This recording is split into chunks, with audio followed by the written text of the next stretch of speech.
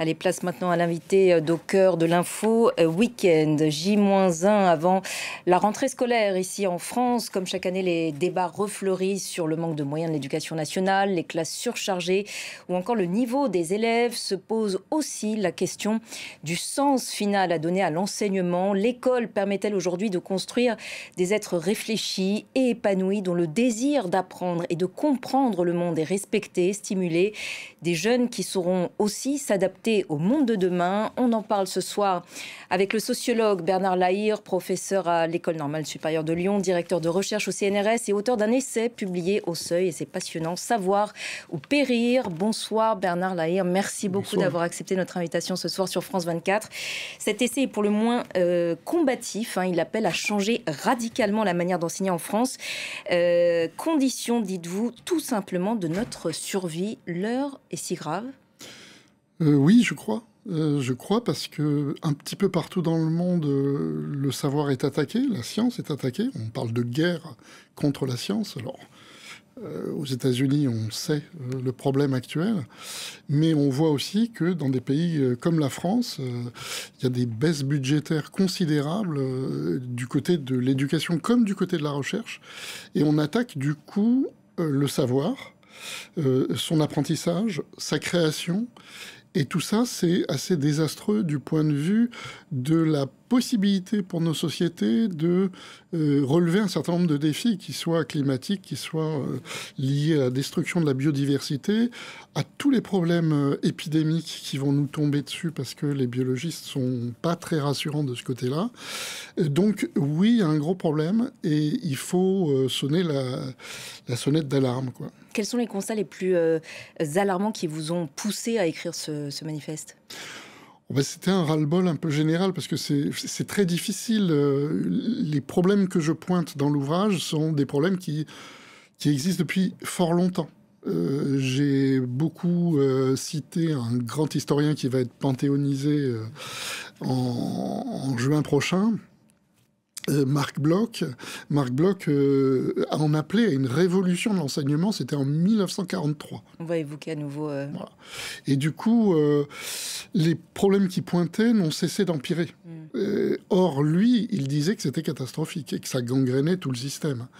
Donc, moi, je pense qu'aujourd'hui, face à toutes les politiques qui malmènent l'école, qui malmènent la recherche, il faut absolument que les savants, que les enseignants, etc., donnent de la voix. Alors parlons de l'école, justement. Vous parlez d'une pulsion de savoir qui anime l'être dès sa plus petite enfance, une pulsion qui est ensuite bridée ?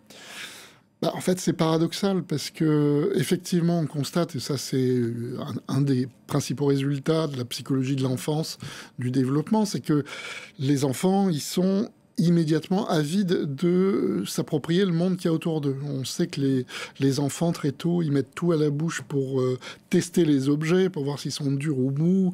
Ils les prennent, ils manipulent, ils les jettent, etc. Dès qu'ils peuvent, ils rampent, ils marchent et ils découvrent leur environnement. On sait même que c'est dangereux pour eux. On est toujours en train de les surveiller. Et dès qu'ils parlent, ils ne cessent de poser des questions. Donc on voit bien qu'il y a une curiosité tout à fait naturelle de l'être humain. Des petits mammifères en général, c'est pas que nous, c'est une nécessité parce que toutes ces espèces sociales ont besoin de savoir pour survivre, pour apprendre à bien se comporter, à s'adapter dans le monde dans lequel ils naissent. Et cette curiosité, dès qu'ils arrivent à l'école, alors là il y a eu des études très précises, cette curiosité elle commence à baisser. En fait, le nombre de questions pourquoi ? posées. Parce qu'on a des programmes qu'on souhaite tenir, beaucoup de contrôles également. Tout cela nuit à cette pulsion que vous décrivez ? Oui, je pense... Alors, il y a beaucoup de choses qui éteignent un peu ce désir de savoir, cette curiosité fondamentale de l'enfant. Le fait de vivre dans un groupe, mais ça, on n'y peut rien. On n'a pas inventé des modes purement individuels d'enseignement. Mais c'est vrai que le fait d'être dans un groupe fait qu'on prend moins la parole que si on était tout seul. Mais à tout ça s'ajoute le fait qu'on a un peu inversé les rôles en termes de rapport apprentissage-évaluation. C'est-à-dire l'évaluation au départ dans le système scolaire, c'était fait pour vérifier qu'on avait bien appris quelque chose, qui est tout à fait naturel. Il faut bien qu'on sache, que les enseignants sachent, bon, c'est bon, il a compris. Bon. Mais on a inversé les choses, c'est-à-dire qu'aujourd'hui, on prépare l'évaluation. C'est-à-dire que tout le travail scolaire se fait autour du contrôle, de l'examen, du concours. Donc au détriment de la curiosité, des raisonnements également. Mais oui, parce que alors, se conjugue à ça des programmes qui sont surchargés. Tous les savants vous le diront, le programme de maths à l'école primaire est démentiel d'une certaine façon. Donc il faut, selon vous, des programmes allégés pour préserver justement cette curiosité naturelle et puis aussi développer une capacité de raisonnement. C'est-à-dire qu'en fait, si vous avez des programmes surchargés et un temps limité, il faut voir aussi que l'école a perdu des heures. Depuis la fin du 19e siècle, on a perdu beaucoup d'heures. Les enfants vont moins à l'école. Moins à l'école, des programmes surchargés, ça veut dire qu'on va très très vite. Les séquences pédagogiques s'enchaînent. Or, les enfants, pour comprendre, ont besoin de tranquillité. De commencer à rien comprendre, parce que c'est la première des choses quand on fait de la géométrie ou des mathématiques, de la grammaire, il y a des choses qu'on ne comprend pas tout de suite, c'est normal. Mais il faut prendre le temps, installer les choses, revenir dessus, etc. Pour pouvoir faire ça et que l'apprentissage soit vraiment profond. Il faut vraiment... Pour qu'il soit profond, il faut aussi donner du sens, montrer pourquoi on enseigne ça alors oui, il faut... et en quoi ça permet de comprendre le monde de demain également. Il faut que ce soit motivé, bien sûr. Et là, je pense qu'il y a un arrêt des réflexions pédagogiques. Du point de vue ministériel, c'est absolument pas encouragé. On ne dit pas, allez-y, réfléchissez à la manière dont vous enseignez, etc. Or, il y a eu une très longue histoire de pédagogie alternative, et notamment de pédagogie... Notamment Montessori. Alors, il y a eu Montessori, Freinet, il y a eu des tonnes, en fait, d'expériences. Et les aspects positifs de ces pédagogies n'ont pas du tout été intégrés en France. Très, très peu. C'est le cas dans d'autres pays, il y a des lieux, notamment nordiques. Oui, il y a des lieux où, quand même, en France, vous avez des écoles qui sont... un peu Freinet ou Montessori, etc. Mais c'est marginal au final. Mais c'est marginal. Et au fond, un certain nombre de choses qui... Par exemple, chez Freinet, c'est l'idée qu'il faut que ça ait du sens. Il faut qu'on écrive, qu'on fasse des maths, etc. parce que ça a du sens dans un contexte particulier. Le fait aussi que pour certaines pédagogies, l'erreur est normale. Et ça, c'est la même chose pour un savant, pour un chercheur. On ne fait que commettre des erreurs 90% de notre temps. Et à un moment donné... Donc là, l'erreur est sanctionnée. Voilà, les gens ont peur. Et je trouve que particulièrement en France, si vous regardez le niveau des petits Français en langue étrangère, c'est une catastrophe. Tout le monde a peur de faire une faute. C'est pas normal. Et on voit bien que tous les gens dans les autres pays européens parlent beaucoup mieux l'anglais que les petits Français. Et dans les colloques après savants, on reconnaît les Français quand ils ont parler en anglais. Donc il y a un problème, on a peur. On a instauré la peur de la faute, la peur du contrôle, etc. Et au bout d'un moment, les enfants les plus curieux commencent à avoir peur. Très rapidement, ils ont très peur des maths. Ça, beaucoup d'enquêtes le montrent. Il y a une détestation des maths qui est devenue en plus un outil de sélection.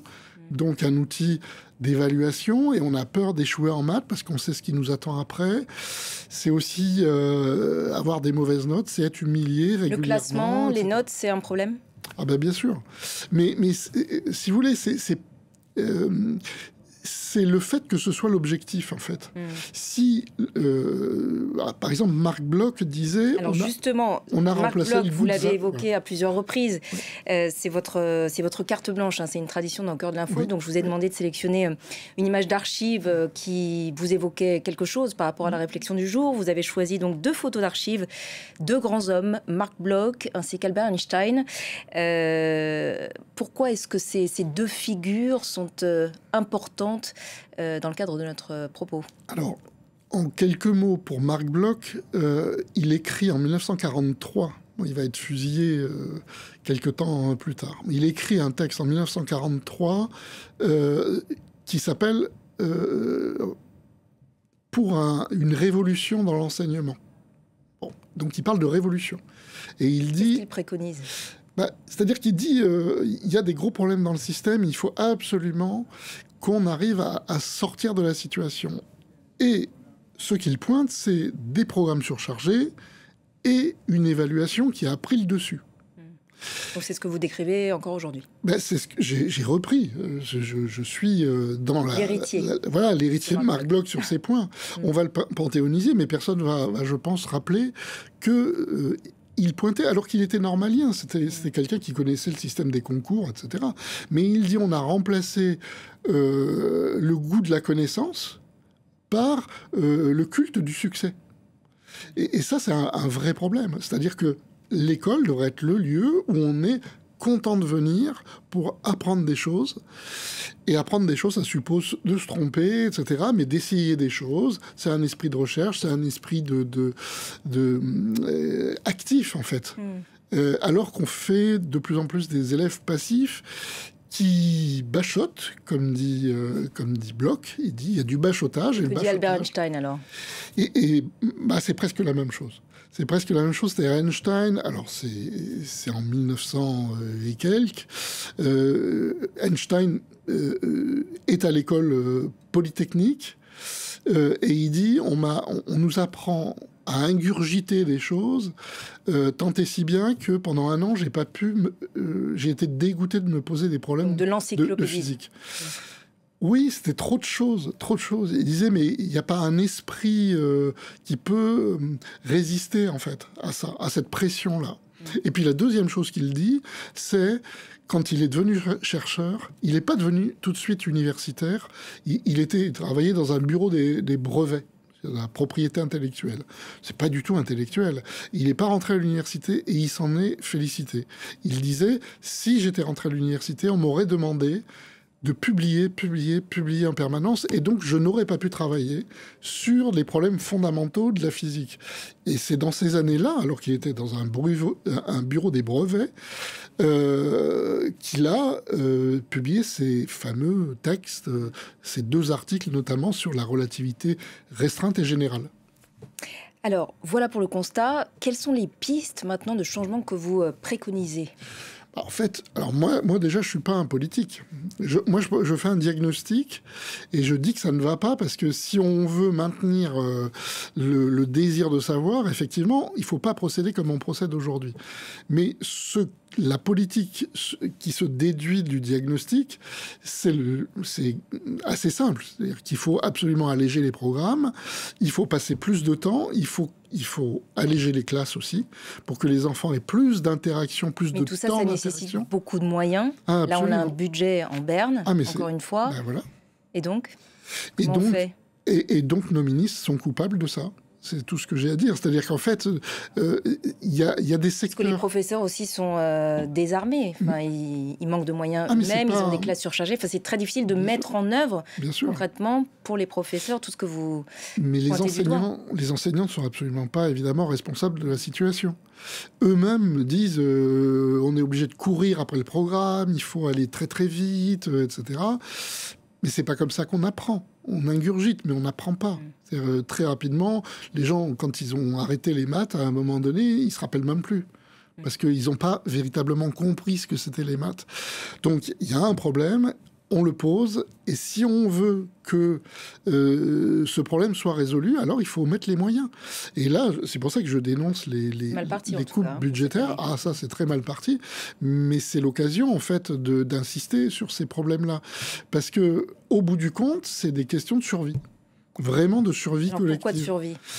Parce que si nous n'avons pas une bonne qualité d'apprentissage, si nous n'avons pas un très grand nombre de savants, par exemple, il y a des crises de la vocation du côté des mathématiciens. Les mathématiciens, ça semble inutile comme ça. En fait, c'est extrêmement utile pour la physique. Et quand c'est utile pour la physique, après, ça peut être utile. Mais pour la médecine, pour nos technologies, les téléphones portables, les micro-ondes, nos lasers, etc., etc. Donc, en fait, si on n'arrive pas à avoir une qualité d'apprentissage, il y a un très grand nombre de gens qui s'engagent dans ces apprentissages le plus longtemps possible, et aussi ceux qui ont envie d'être chercheurs, qui puissent trouver des postes dans la recherche. Alors justement, la recherche, on n'aura pas... les mots que vous décrivez sont également visibles dans le monde de la recherche, enfin dans l'enseignement supérieur également, mais aussi dans le monde de la recherche. Bien sûr. En fait, à quel niveau? Le temps, il manque du temps. Et là, on les presse de quoi, alors, les chercheurs? On les presse de plusieurs choses. D'une part, on les surcharge. On leur a augmenté historiquement leur nombre d'heures de service, comme on dit. Donc moins de temps pour la recherche. On leur a donné des charges administratives, des charges de diplôme, etc. Tout ça, ça enlève du temps pour la recherche. Donc du coup, la recherche à l'université pâtit vraiment de toute cette situation-là, du fait qu'il y a très peu de personnel administratif à l'université, etc. Et puis qu'on ne veut pas recruter des enseignants, ce qui fait que quand vous avez 400 copies à corriger, parce qu'il y a des amphis considérables, eh bien c'est très difficile. Alors peut-être un dernier mot rapide, quelles seraient les conditions d'une recherche inventive et libre? Ah ben il faut des gens bien formés, qui ont le plus longtemps possible dans le système scolaire appris des choses de qualité dans des bonnes conditions. Donc ça suppose dès l'école primaire que les choses se passent bien et que cette curiosité soit prolongée le plus longtemps possible. Vous savez, Marie Curie, par exemple, que je cite dans l'ouvrage, elle disait... Vous dédiez votre essai, d'ailleurs. Oui, parce que elle disait on est comme des enfants, en fait. Il ne faut pas croire que la science, c'est quelque chose de sophistiqué, c'est rigoureux, mais c'est pas austère du tout. Et donc, il faudrait arriver à avoir un très grand nombre de chercheurs qui trouvent des postes, qui peuvent travailler tranquillement, des enseignants-chercheurs à l'université qui peuvent rechercher véritablement. Et là, on en verrait les conséquences. Aujourd'hui, on ne sait pas. Tous les gens qui pourraient faire des choses formidables, ils n'existent pas.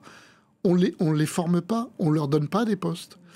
Donc, évidemment, on a l'impression qu'il ne nous manquerait rien, puisqu'on ne sait pas. Mais si ces gens-là, à un moment donné, ne peuvent pas travailler sur tel ou tel virus, etc., on le paiera chèrement. Voilà.